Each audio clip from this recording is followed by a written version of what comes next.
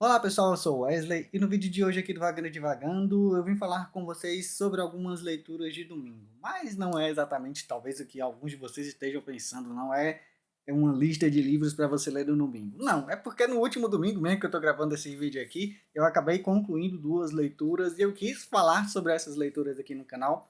Não fazer um vídeo separado para cada uma delas, porque eu fiquei assim, será que vale um vídeo para cada um? Aí eu pensei, não, eu acho que dá para falar de cada um desses dois livros. São dois livros bem diferentes, mas são duas experiências que eu garanto para vocês que são muito boas. Antes de tudo, lembro a vocês de se inscreverem no canal, caso ainda não sejam inscritos. Deixem um comentário e um joinha, compartilhe esse vídeo com os amigos para que o Vagando e Divagando continue chegando a mais pessoas. Lembro a vocês também de ativarem o sininho para receber as notificações de todos os vídeos que saem sempre às quartas e sextas aqui no canal. Então vamos lá falar sobre esses dois livros aqui, que eu não dei spoiler para vocês, nem na thumb e nem no título do vídeo, mas como eu já falei, são duas leituras que valem bastante a pena.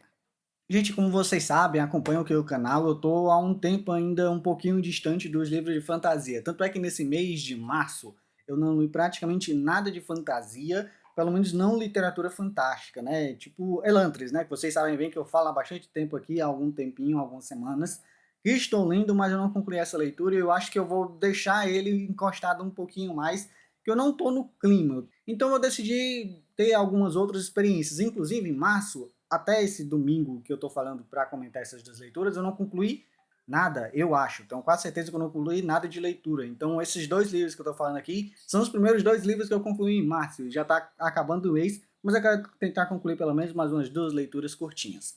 E o primeiro livro que eu quero falar para vocês é um livro que eu li no meu Kindle, não tenho a edição física dele, que é Uma Princesa em Tóquio, da Emiko Jin. É um livro publicado, acho que pela editora Seguinte ou Paralela, não tenho certeza. Deve estar na capa aí do livro que está aparecendo aqui no vídeo, mas eu não lembro exatamente a editora.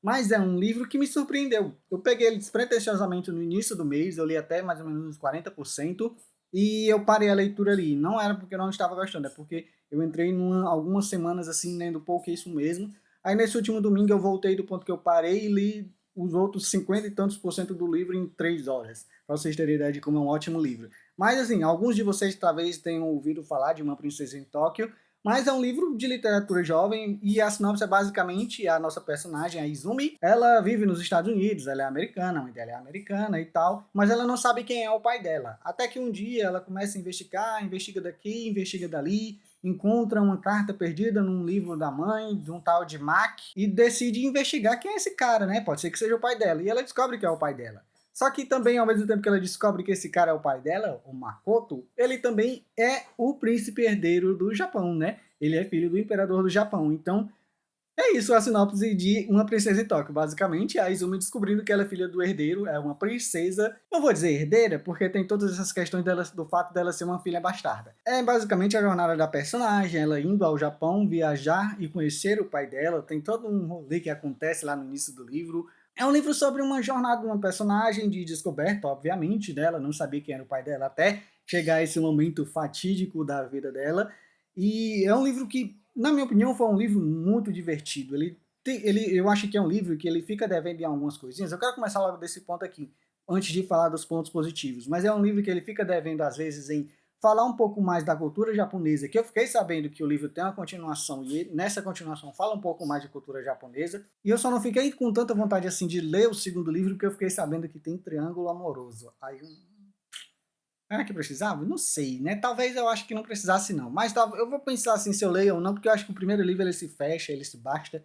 Ele, não vou dizer que deixa pontas soltas, mas dá espaço para a autora querer desenvolver esse universo dela. O próprio relacionamento da Izumi com o pai dela, o Makoto, e que acaba ficando um pouquinho de lado demais. Eu acho que a autora ela poderia ter desenvolvido melhor um pouco disso. Em compensação, alguns outros elementos entram para compensar isso, principalmente em relação a forma com que a Izumi ela vai lidar com essa nova fase da vida dela. Afinal, agora, antes ela era uma jovem prestes a se formar na universidade e anônima, praticamente anônima, e de repente ela vira quase uma celebridade lá no Japão. Ela tem que lidar com os fatos dela ser uma filha bastarda, ela tem que lidar com os fatos de duas gêmeas irritantes, membros da família real japonesa, quererem pegar no pé dela o tempo todo, ela tem que ligar com um romance proibido ou que pode não ser muito bem visto pelos olhos tanto da família dela, tanto da imprensa e do povo japonês, e ela também tendo que aprender elementos culturais, da língua e como se comportar, tanto sendo membro da família real, como a própria pessoa mesmo lá do Japão.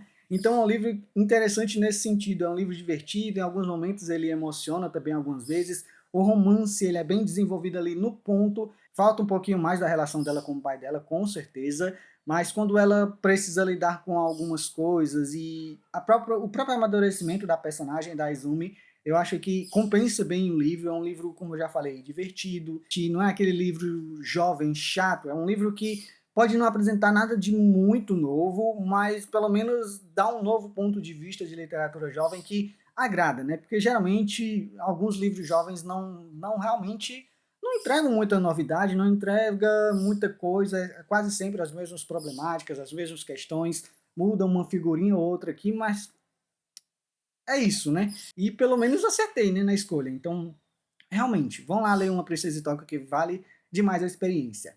E o próximo livro, eu acho que esse livro é que seria difícil de eu realmente falar sobre ele em um vídeo maior só sobre ele. Eu sei que eu poderia fazer isso, obviamente, porque foi uma experiência diferente. Eu acho que esse livro ele não foi tão impactante como eu achei que ele seria para mim, pelo menos eu sei que outras pessoas, e talvez assim ele tenha um público-alvo dele, mas ainda assim ele foi uma experiência diferente que me impactou de uma forma diferente do que eu achava que seria.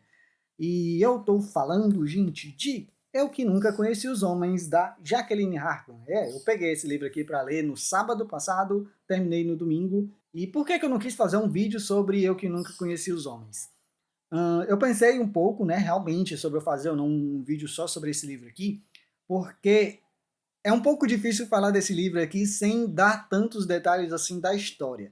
E às vezes eu gosto de comentar um pouco mais sobre um livro ou outro e alguns detalhes da história, mas eu acho que com esse livro aqui ele não funcionaria muito bem. É ideal eu comentar algumas temáticas, comentar um pouco como é o início do livro, mas comentar mais ou menos como é o caminho dessa história é um pouco mais delicado, porque mesmo comentando sobre ele aqui, eu vou acabar dando algum elemento dessa história aqui que pode talvez ou afastar alguém ou espero eu que possa chamar mais pessoas, porque é um excelente livro realmente, Eu Que Nunca Conheci os Homens. Mas, mais uma vez, lembrando para vocês, é a terceira vez que eu vou falar da sinopse desse livro aqui no canal, já falei em 2 vídeos diferentes, e eu quero falar nele aqui novamente. Aqui nós temos um grupo de mulheres que elas estão presas em um porão, em algum lugar que elas não sabem onde. Elas foram presas lá, não sabem porquê, não sabem exatamente quando, e os motivos ficam ali, assim, são meio nebulosos nas cabeças de cada uma dessas mulheres, e elas são vigiadas por alguns guardas que nunca dirigem a palavra a elas, ao mesmo tempo em que eles ficam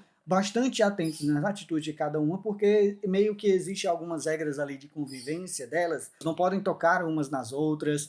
Elas são, obviamente, alimentadas de tempos em tempos, chega tecido e roupas, etc, porque as coisas vão se deteriorando, obviamente. E grande parte dessas mulheres desse grupo, elas tinham uma vida, obviamente, né? Elas tinham maridos, tinham filhos, tinham convivência com família e etc, e tudo isso ficou para trás e elas não sabem realmente onde estão. Mas pelo menos uma menina não sabe exatamente nem o que é o passado. Por isso, esse título aqui é O Que Nunca Conheci os Homens, que é a nossa protagonista, o ponto de vista que nós vamos acompanhar aqui. Ela basicamente cresceu nesse mundo. Ela não nasceu lá, mas ela cresceu lá. Desde que ela se entende por gente, a única coisa que ela conhece é aquela realidade, aquele mundo tão pequeno em que ela vive cercada por 40 mulheres.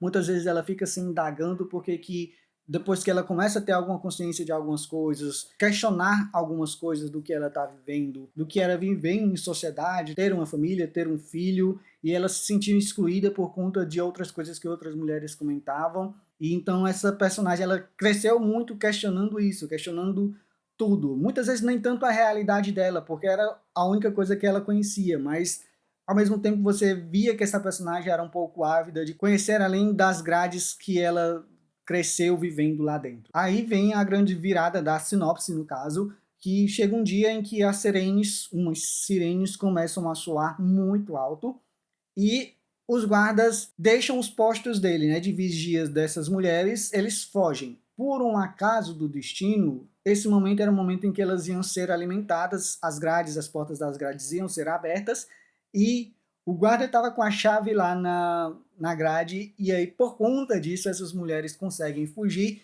e sair para esse mundo inóspito, que elas não têm ideia de onde são. É praticamente um deserto, pode-se dizer assim, grandes planícies de terra, areia, em alguns poucos lugares algum tipo de vegetação, água e etc. Mas é um grande lugar inóspito que elas literalmente não sabem onde estão. Mas assim, a capa, eu vou dizer para vocês, a capa ela entrega um pouquinho de algumas coisas que a gente pode esperar desse livro aqui. Só que é interessante é como as coisas vão funcionar aqui. Ele é um livro, eu acho que eu já falei aqui, que é um livro de ficção científica e distopia. Mas é um livro muito mais sobre perguntas do que respostas. E isso é que, de certa forma, me surpreendeu e eu entendo muito da forma com que esse livro é construído.